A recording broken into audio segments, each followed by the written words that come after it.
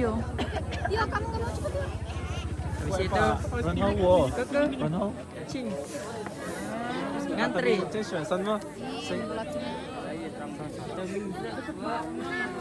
Sabar kayak pohon.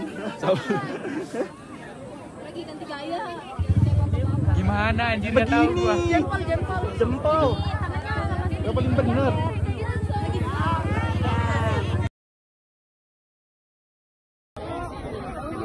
Ih, jelek banget. Jam 6 sudah ini.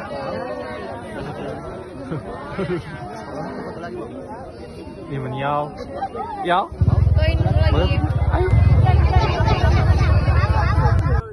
Kirim tante gua. Dari bawah pasti sudah. Udah. Masukin guanya. Tahu malu sama tidak. Putar.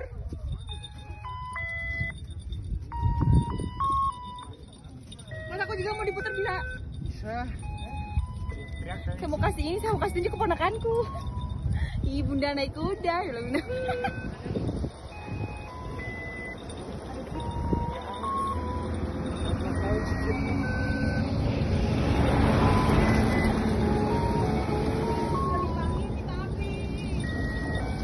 Udah, Tio, turun, Tio.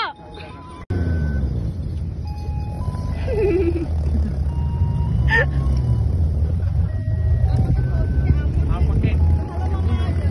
Halo mama, naik kuda. Apa lagi?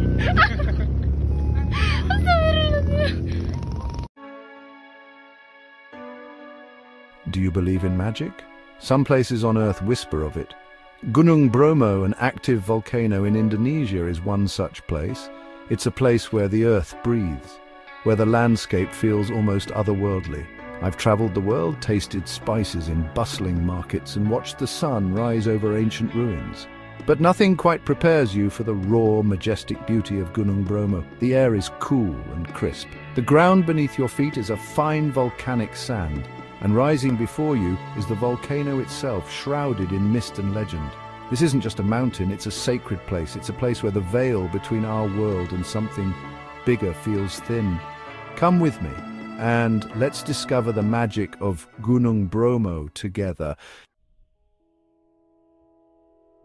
Imagine a vast sea, but instead of water there's sand, fine black volcanic sand stretching as far as the eye can see. This is the Sea of Sand, or Segara Wedi in the Javanese language. It's a surreal and breathtaking landscape.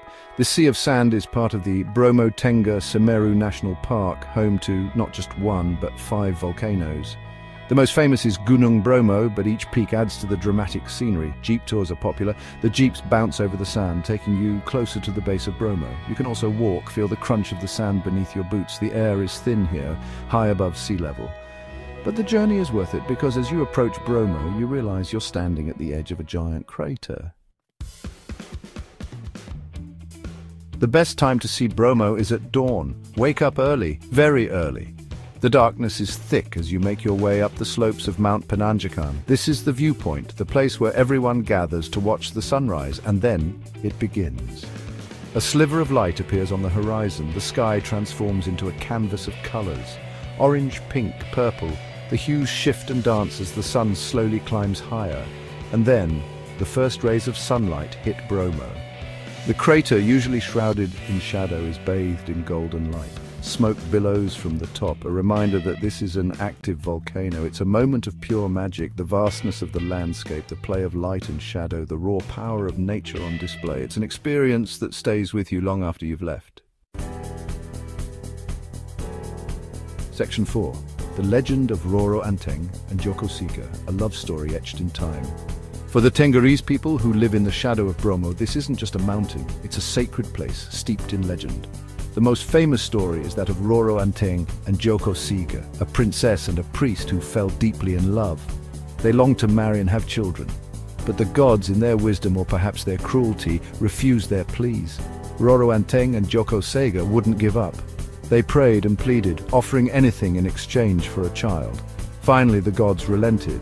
They would grant the couple children. But there was a condition. Their last child, the 25th, had to be sacrificed to the volcano. This is the legend that echoes through the generations. It's a story of love, sacrifice, and the delicate balance between humans and the powerful forces of nature. Section 5, the Yadnya Kasada Festival, a testament of faith and sacrifice. Every year, the Tenggerese people gather to honor the pact made by Roro Anteng and Joko Sega. The Yadnya Kasada Festival is a vibrant, colorful spectacle. It's also a deeply spiritual event.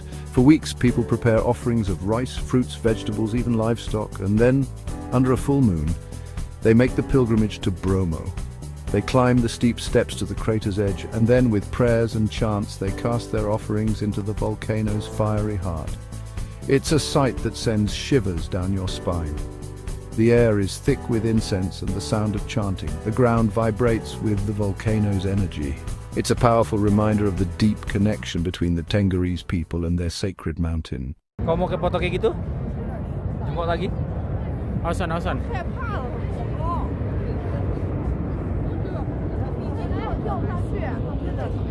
去打野，那他妈。